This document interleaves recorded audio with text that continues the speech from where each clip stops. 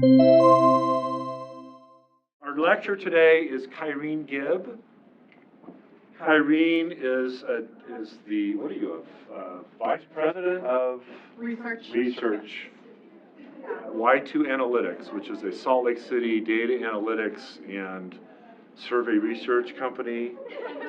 And Kyrene has been there 10? Really? 10 years, yes.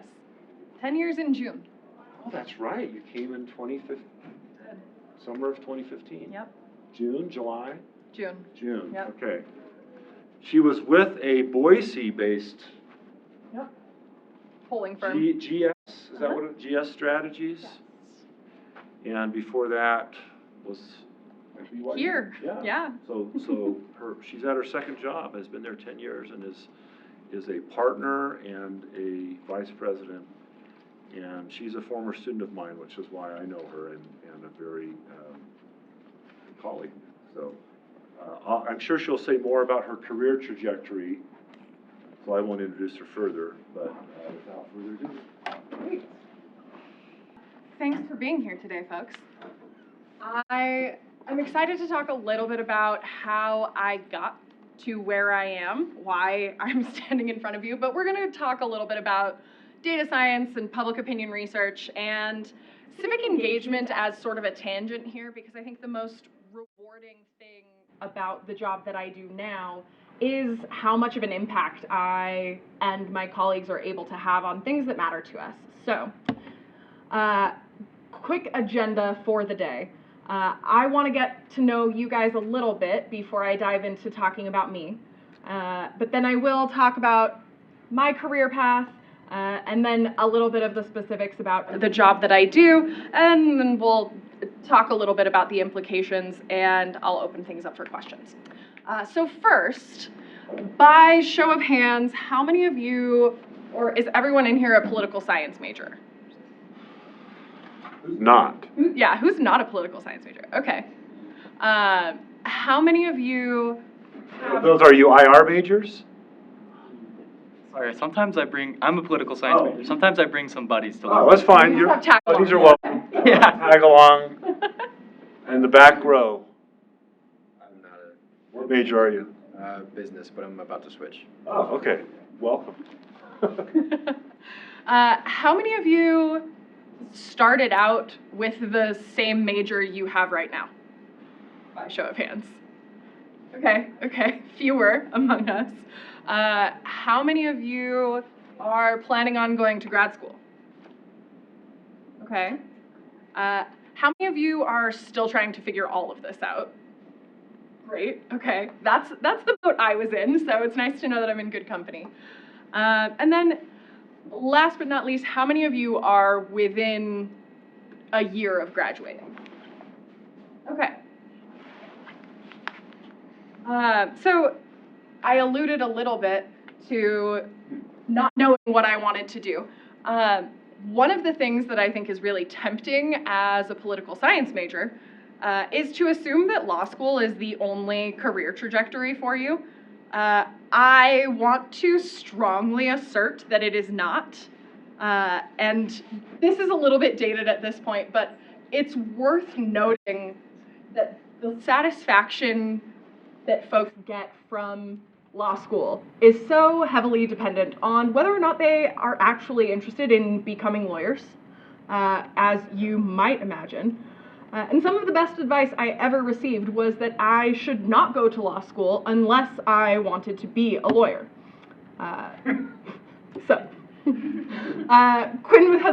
Professor Monson has always been really good at hammering that lesson home. Another thing that I think is really important that really guided my career trajectory is the importance or the value of quantitative skills. So is it still called 328? It's 300 now. 300, okay. Dating myself a bit. But Poli-Sci 300 was everyone's nightmare class. Still is. And Am I wrong? I'm not good wrong. to know that not everything has changed. And it has been the most valuable class I took as an undergrad at BYU.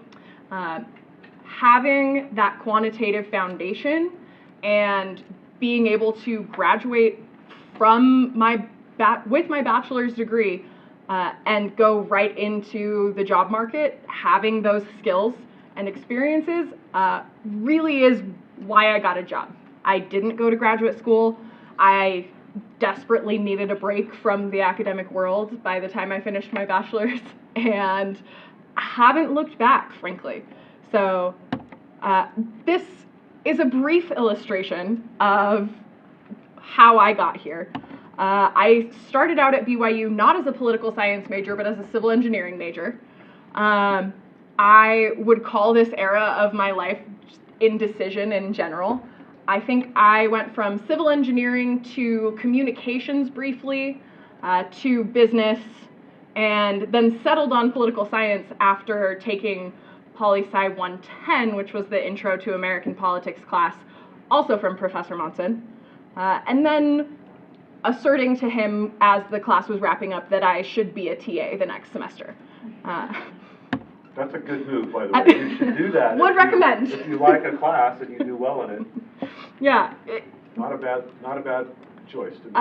I think one of the lessons that I learned in my undergrad and working through figuring out what I wanted to do and what was interesting to me was just how to advocate for myself. So that's something that I think is a common theme. I did a Washington seminar internship. I was working for a firm called Target Point, and we were working on a campaign, and this was the victory party on election night that I got to attend because I was an intern there. So that was fun. Sort of solidified my love of the data science aspect of political campaigns. I knew that I wanted to be behind the scenes. I was not a politician, but loved being involved in the grind and the excitement of a campaign from a data perspective. I graduated from BYU, and then, as Quinn mentioned, I moved to Boise and was working for a polling firm there, doing primarily political polling. So you can see another election night photo there from some local Idaho campaigns. Lots of interesting campaign experience, doing some message testing and things like that. But I relatively quickly realized that I wanted a little bit more variety. And Professor Monson and one of my other business partners now, who is pictured in the middle of that first election night photo, convinced me to move back to Utah and join Y2. So this is the company that I've been with for the last 10 years. I am a partner and vice president now, and we started out doing a lot of political work, but have shifted to a lot of other industries as well, because as it turns out, these skills and public opinion research, data science, have a lot of really broad applications that have taken me all over the world and have allowed me to work for organizations that I'm really passionate about. So including the Utah Cultural Alliance, we've done work with the Humane Society of Utah, the Utah Symphony and Opera, and then various businesses and organizations that are looking to utilize data science and polling data to maximize whatever it is that their goal is. So we'll talk a little bit more about all of that, but that's how I got here, basically. And these are some of the clients that we've been able to work for over the years that we're most proud of. Just a few highlights here. You might recognize a few of those logos. So first, sort of focusing in on data science, there is so much data about each of us online, and it is really valuable data. So if you take nothing else away from this presentation, hopefully it is just the importance of data privacy and thinking critically about what you release into the world about yourself. But all of these different accounts that we have, we leave a data trail everywhere we go. Through public records, if you're registered to vote, if you have a utilities account, loyalty cards, credit cards. Your social media accounts are constantly gathering information about you. Various memberships that you sign up for, the stores that you shop at, or the online stores that you shop at, and all of these things create a data profile of who you are. And we can use those things in my line of work to help us create predictions about people. So the voter file, for example, has data about you as well. So how often you voted or how many elections you voted in, some basic contact information, how old you are, party registration. And when we combine all of these pieces of data, we get a pretty good understanding of who someone is and what's likely to motivate them. So for example, if we know whether or not someone has children, how old they are, whether or not they're married, what level of education they've obtained, what they do for a living, if we have some sense of their specific interests and hobbies, thinking about all of those different sort of consumer data points and logs about you and your behaviors, we really can do some pretty precise targeting or predicting, whether that's for a political campaign or for a brand that's launching a new product and wants to target some advertising. So, for example, a few things that we know about Professor Monson, and this is actually direct data that was pulled from a voter file and a consumer database, making some predictions about him based on... With my permission, by the way. Yes. Based on the types of things that he's purchased, the types of memberships he's signed up for, etc. So we know that Professor Monson is married. We know that he is a moderate internet user. We know that he is a primetime TV watcher. We know that he's on the do not call list. We know some of his interests in camping and automotives, an avid music lover. And interestingly, these data points aren't always 100% accurate. So the file that we're working with marked Professor Monson as a Protestant because, as it turns out, the LDS population globally is maybe not quite large enough to accurately target members of the Church of Jesus Christ of Latter-day Saints correctly. So we're sort of lumped into that category here. We have built a model about to identify Latter-day Saints in the state of Utah using the voter file. That's quite good. It is quite good. And in the state of Utah, the concentration is high enough that you can sort of test the model and have something that's pretty robust. So taking a step back, if we didn't have all of these data points about everyone, traditional voter targeting is really just a way to make our investments or a campaign's investments, brand's investments more efficient. Everyone's doing this. Everyone's looking for shortcuts to maximize the outcome of their limited resources on a regular basis. We're making predictions about individuals and their likely behaviors. Some campaign-related predictions include who would support a candidate, who is likely to be an influencer or an advocate for a candidate or issue, messages that are effective in getting people out to vote or persuading them to support various candidates. So lots of questions that we need to make predictions about.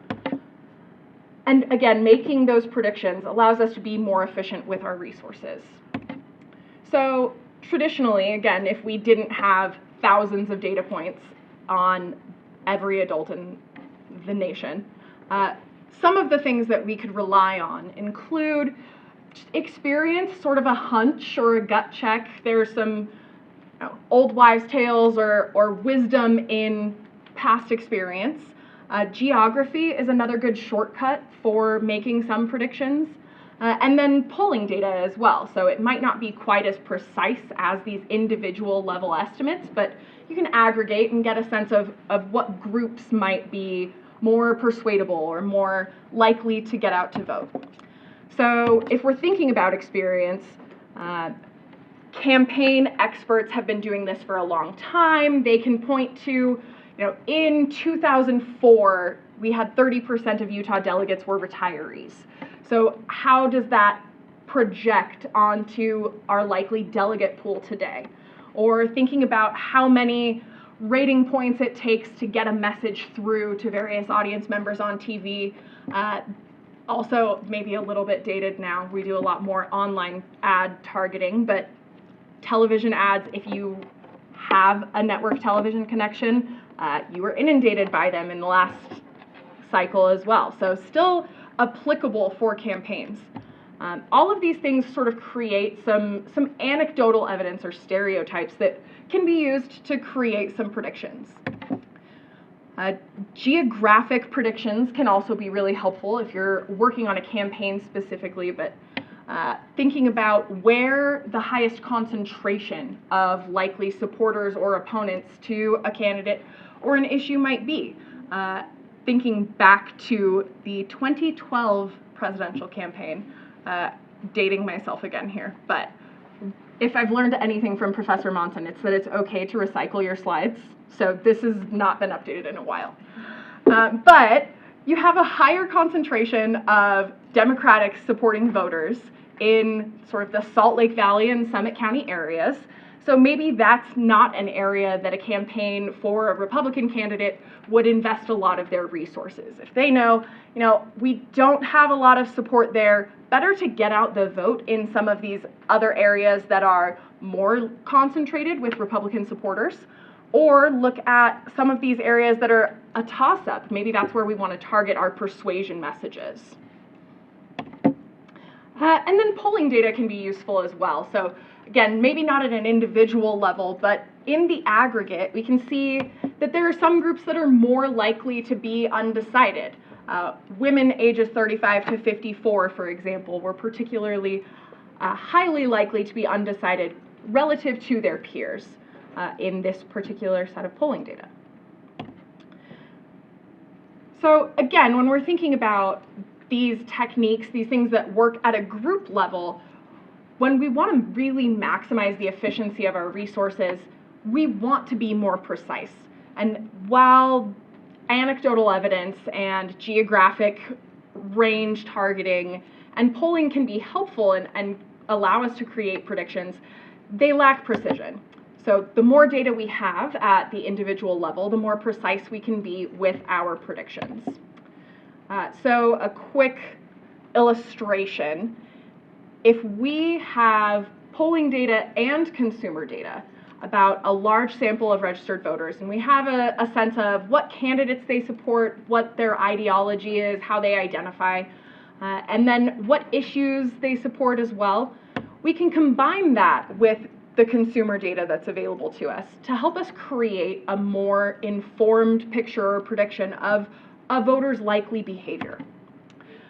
So if we have some of their issue positions and we know that a voter has an interest in investing, we know what their grocery shopping habits look like, we know that they have a college degree and they have 3 children, their likelihood of sympathizing with a hypothetical Republican candidate might be something like 92%.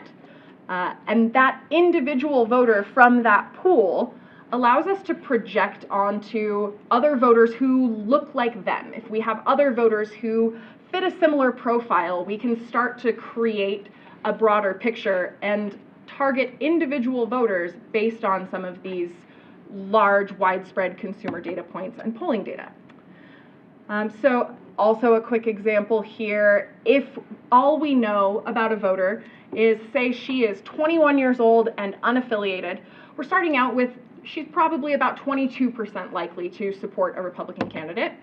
If we know she graduated from high school, that might increase the likelihood there a little bit. If we know she has a child that is a boy, that increases the likelihood of supporting a Republican candidate pretty significantly.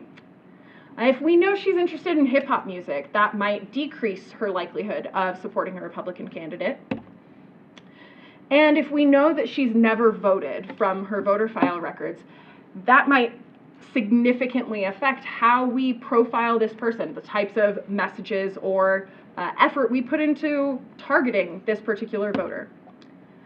If we take some of those data points away and change them out, say this voter is a college graduate, she's interested in investing, and she voted in 2010 and 2012, that creates a different picture. So understanding these different attitudinal and behavioral data points about people, again, allows us to be more precise in predicting future behaviors and the types of messages that they're likely to respond to. So some of the things that we can model based on those data points include how likely someone is to respond to a social media ad, how likely they are to be an influencer or get out the vote among their friends and family, how likely they are to respond to different types of messages or themes. A quick quote about data science from the Obama campaign in 2012, which at the time was the most sophisticated data operation in the political world. The Obama data team was able to run tests to predict the types of people that would be persuaded by certain kinds of appeals. So rather than having some of these anecdotal evidence-based hunches about what messages to send to who, they could target specific messages to specific voters. And that was either through the mail or online. They could use the channels that voters were most likely to respond to as well. All of these data points, again, just increase the efficiency of resources for a campaign. This isn't just useful for campaigns, it's useful across a variety of industries, and that's really the direction that Y2 has shifted. We all sort of have our roots in political research and campaign politics, but have shifted largely into more broad market research. So if you are working for a nonprofit organization and you're looking to target folks who are most likely to be donors or support your cause, having some of these consumer data points, understanding some of the behavioral data about various individuals, and combining that with some public opinion data can help really target those folks and maximize the likelihood of getting a good return on investment for donors. Or if you're a brand that's looking to advertise a new product, how and who you advertise to can be informed by these types of data points. So that's what we do on a regular basis. The other piece of our line of work, and it's sort of a component of our individual targeting efforts, is just gathering public opinion data. And this is really my bread and butter. So thinking about the overarching life cycle of public opinion data and sort of gathering and disseminating that data to make it useful for our clients. I guess, again, a quick show of hands, have any of you taken Professor Monson's survey research methods class? Okay, great. Then I won't be repeating anything too familiar, hopefully.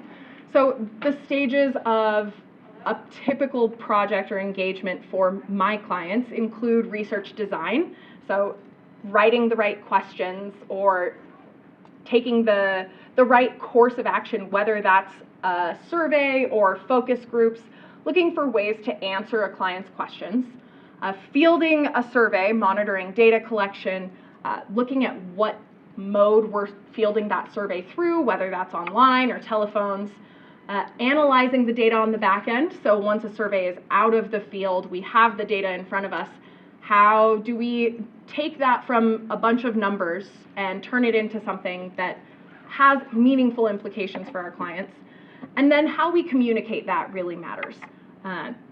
When I start talking about statistics, a lot of people's eyes glaze over really quickly. It brings back triggering memories from their stats required class at the college level. So how we communicate quantitative data has a big impact on how useful it is to our clients. So a few things that go into research design, thinking about who and how we want to talk to here matters as well. So some of the things that go into this, taking the time to design a survey or a questionnaire that directly addresses the research objectives that your client has is a little bit of art and science, but there are some best practices there that not everyone is equipped to do. That the reason we get hired is so that we can write a survey instrument that is not leading, that's not going to direct respondents to a specific answer. We want to make sure that we're getting as unbiased a read on public opinion as possible. And then who we're talking to matters a lot. We want to make sure that we're representing the underlying population that our clients care about.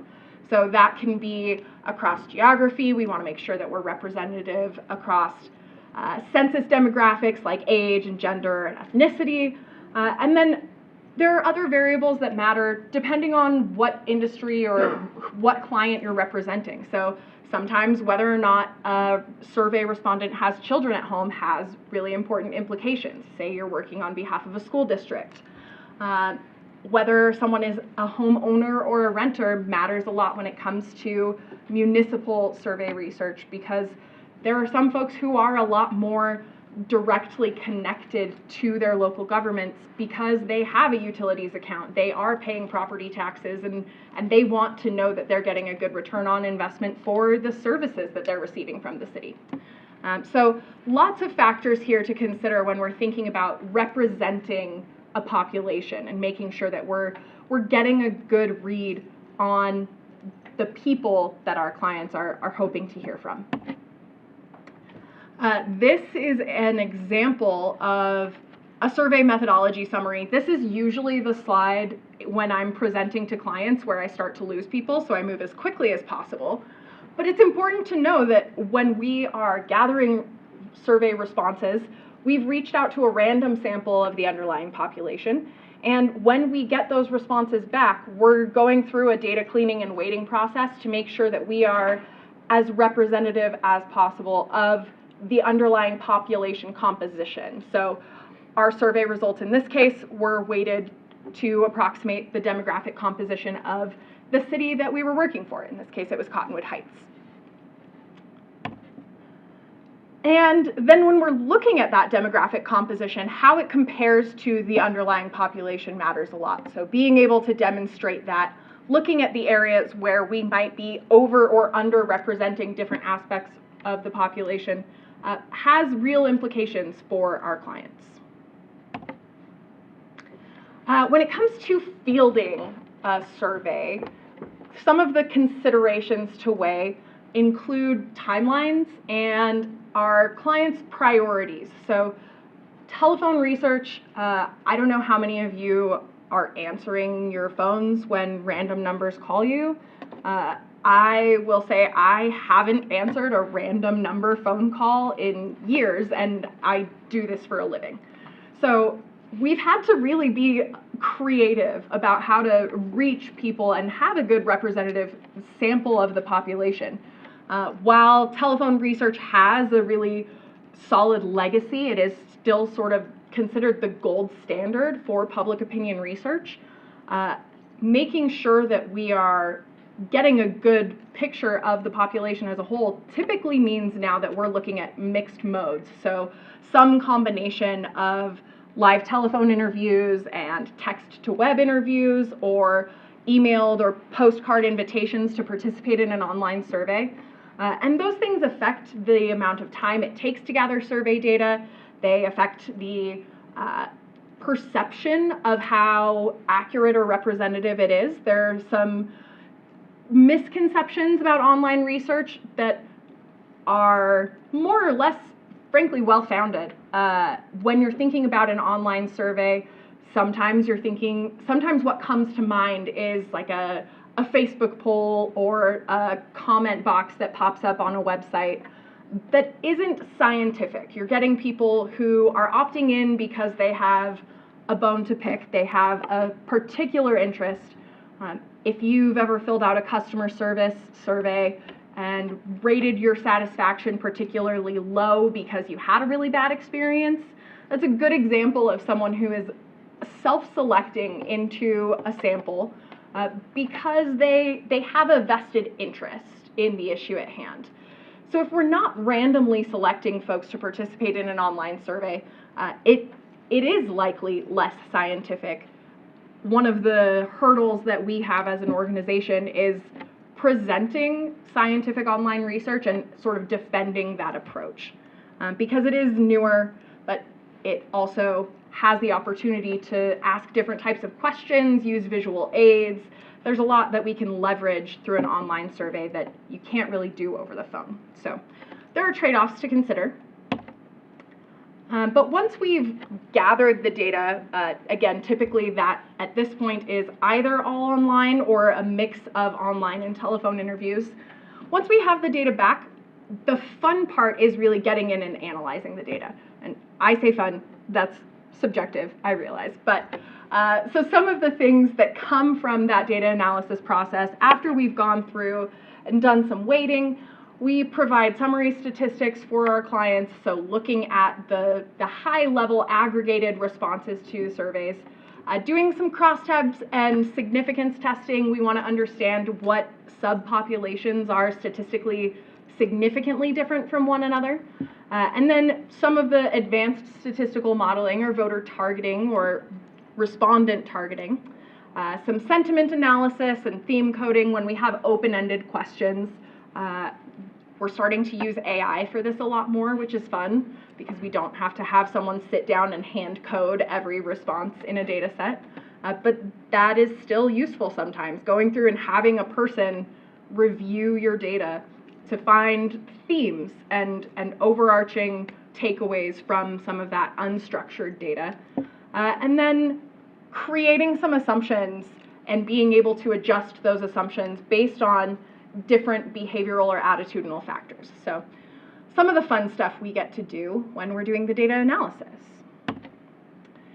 And then how to communicate all of that data is the key at the end of the day, because if it's not useful to your client, if they don't know how to interpret it or what it means to them, why it should matter, then really they're paying for numbers that don't mean anything. We're not providing a high quality, valuable service.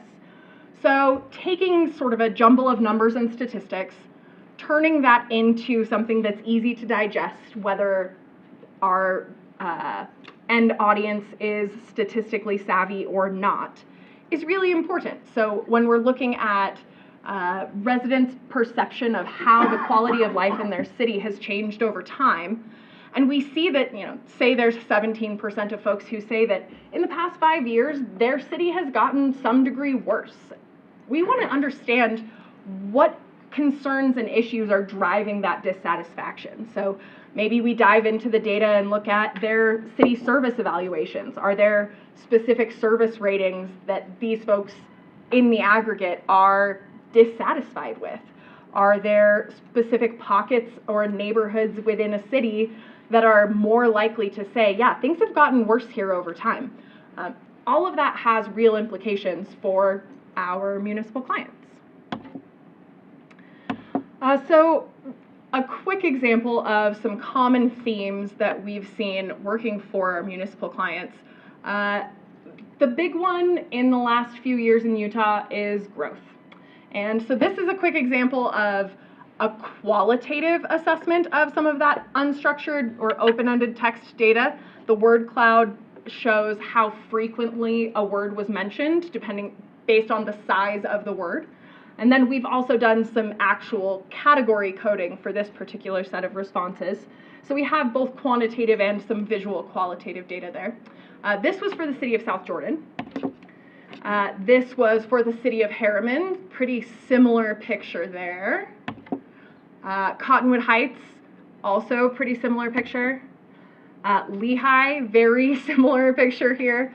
So it's nice to be able to point out to our clients as well that the issues that they're facing aren't unique, that this is something that cities along the Wasatch Front in Utah are experiencing and grappling with. And being able to connect those dots and illustrate common themes through representative survey research data is one of the most enjoyable parts of my job. It also gives us an opportunity to really examine what affects cities' quality of life, or residents' quality of life specifically. So if we had an average citizen who said that their quality of life on a 0 to 100 scale was about a 76, maybe their city service ratings are sort of in the middle. They rate parks and open spaces pretty highly. Garbage collection is one of the most highly rated services across every city I work for.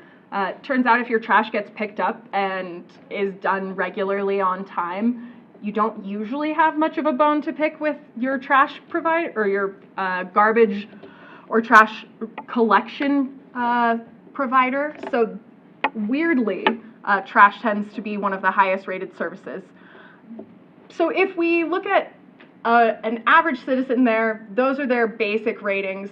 If we look at a citizen who is less satisfied with their quality of life, maybe they have significantly lower city service ratings for parks and open spaces, for planning and zoning, and for trash collection. You know, they're down there, and these things directly affect their quality of life. There's a statistically significant correlation there. And if we look at a highly satisfied citizen, typically what we see, and in this case, this particular respondent rated parks and open spaces in their city at a 98 on a 0 to 100 scale, planning, zoning, and building at an 82, and 100 for their trash collection service. So rare that you see a 100 satisfaction rating, but trash collection is the one that tends to get it. So again, a direct impact on, or correlation on residents' quality of life based on how they perceive their city services. And this really matters to the city staff that we work for. Understanding what services are going well and what areas residents might like to see some improvements is something that's actionable. It's something they can directly take our data and do something to improve. And we've had cities where there have been services that were identified as lacking. In one of our cities, it was snow removal. And residents were really dissatisfied with the regularity or lack thereof of streets being plowed. And so the city decided to take that from a contract service and bring it in-house, make that something that they were managing directly rather than hiring out to a third-party contractor.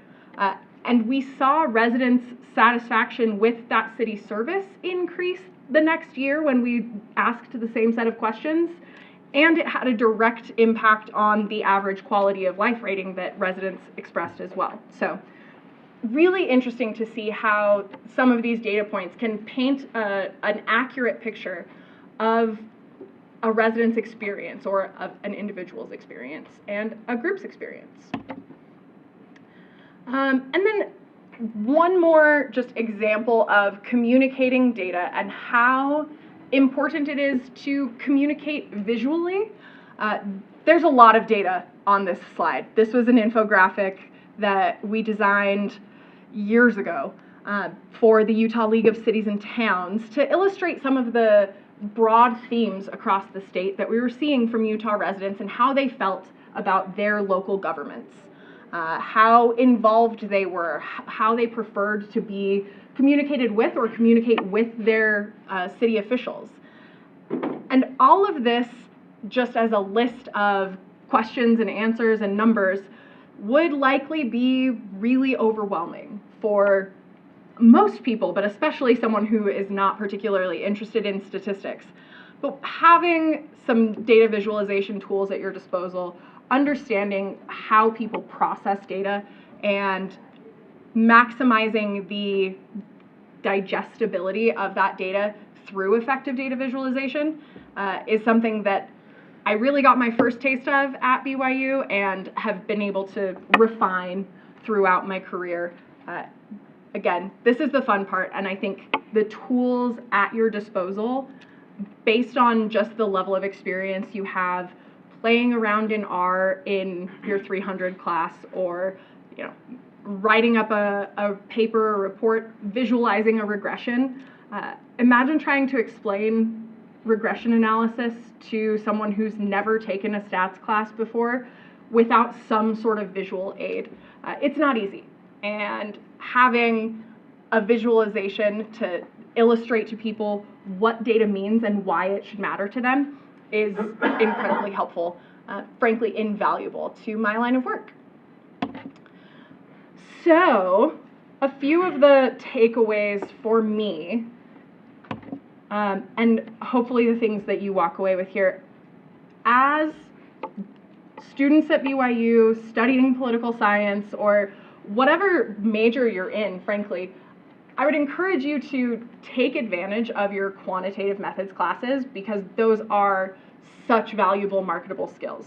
Again, I had so many opportunities doing research as an undergrad because I really leaned into that nightmare class. It was the hardest A that I ever earned and the most satisfying and useful throughout my career. But whether it's quantitative or not, you leave BYU with a solid foundation that is marketable, that's valuable in whatever line of work you're looking for. And you have to be able to advocate for yourself based on those skills and those strengths that you've honed during your education, whether you go to grad school or not. I think having that confidence, understanding your strengths and finding things that interest you and looking for ways to get more involved in those areas that interest you is invaluable. I asserted to Professor Monson that I should be a TA for his 110 class, and then from there was able to build connections with professors that provided research opportunities, and having those opportunities to refine my quantitative skills and work on projects that were interesting to me helped really build my resume so that I didn't need to go to graduate school to get a job when I left BYU. You ended up working with me, Professor Pope, Professor Karpowitz, Professor Patterson? Yes. Others? Is that about it? Primarily those four, yeah. Yeah. Yep. One of my favorite takeaways about where I am and how I got here is just how messy real-world data is. It's fun to get in and see what information is out there to try to understand and dissect public opinion. We all contain multitudes, and people don't typically confront the cognitive dissonance that they possess. So it's fun to see that come to light in a survey or public opinion data setting. And then I hope that this illustrates that regardless of what line of work you pursue, you can have a measurable impact in the world around you. The type of work that I'm doing isn't something that I would have predicted for myself, but it is really satisfying to do something that is interesting to me, that has a direct effect on the quality of life for residents in the cities I work for, or for a school district if I'm helping them on a school bond campaign and they're able to build a new school to house students to provide a better education for the next generation. The work that you do can have a meaningful impact on your community. And so I would encourage you to find something that is interesting to you that allows you to have that impact. That's it from me. I've talked entirely too much. Any questions? Yes, please. Okay, so one time I got a text not too long ago asking about like my thoughts on the performance of the current president, and I'm just like curious, like those kinds of questions I'm guessing are kind of exactly like what you just talked about, what your company does. It can be, yeah. So sometimes those questions are directing you to a broader survey, and if that leads to a full survey experience, that gathering of public opinion data is likely some part of scientific research. Yeah. If it's one question and you're responding with a yes or no, and then you get a request for a donation, that's a little bit different. It's still targeting, but we're looking more at organizations trying to message their audience and maximize the efficacy of their outreach, of their campaign fundraising, of various, again, limited resources that they have, but but trying to hone in on their objective. So I never responded, but it was from Newsmax poll.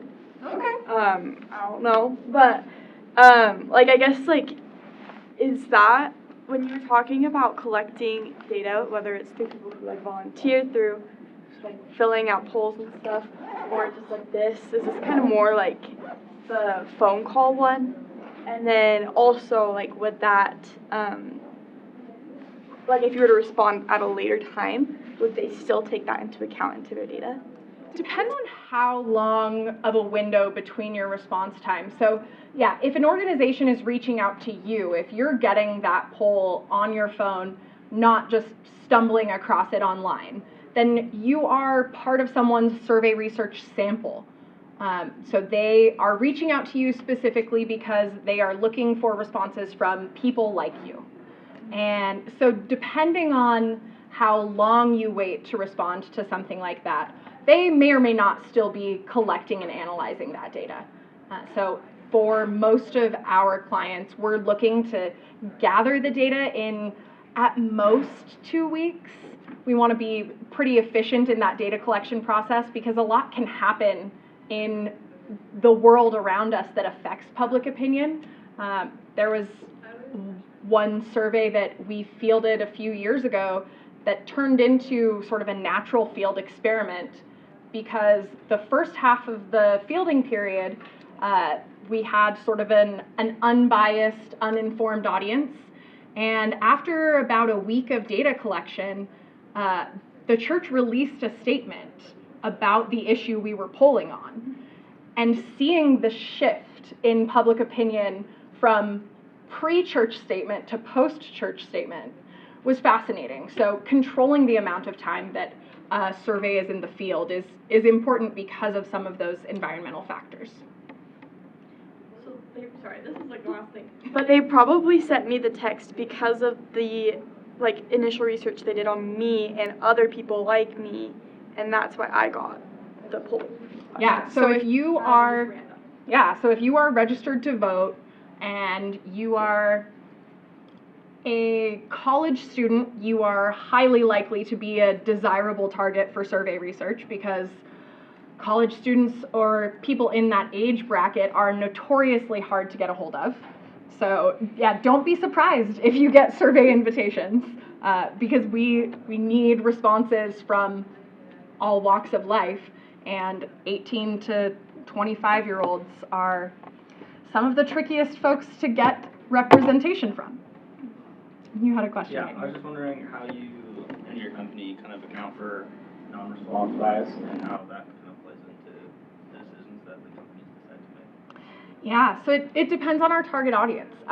For our municipal research, for example, we typically oversample among the groups of the population that we expect to be less respondent so that we're addressing as much of that non-response bias as we can. We also know that this is not a perfect science, so we're never going to have a perfect picture of the whole population. Some non-response bias is not, we can't account for it, right? If we don't know how those folks who are not responding relate to or compare to the folks that do, we have to make some assumptions about how similar the people we are getting a hold of are to the people that are declining to respond. But typically it's oversampling the target audiences or the groups of the population that we know are harder to reach or more difficult to represent. Great question. Anyone else? One from me. What is the most personally meaningful project that you've worked on? And there can be some recency bias here. Yeah, yeah. That's okay by me. I was gonna say, I think, okay, I'll give two, because one of them was a specific cause that I was really attached to. So we did some work for the Humane Society of Utah, and I am a dog lover, I'm an animal advocate, and so being able to do work for this organization that I really care about, that I'm passionate about, and help them find ways to reach out to potential donors, to more effectively lobby at the state level for policies that are good for them and other animal rights and welfare organizations was very rewarding. The other one is this past year, I worked on a bond campaign for the Salt Lake City School District. And the school districts along the Wasatch Front are going through some really challenging infrastructure dynamics. And so Salt Lake City School District in particular has two of the oldest schools in the state. They're falling apart. They desperately need to be rebuilt. They're currently housing colonies of bats, and that's not hyperbole. And so one of my business partners has children who are going to school in the Salt Lake City School District.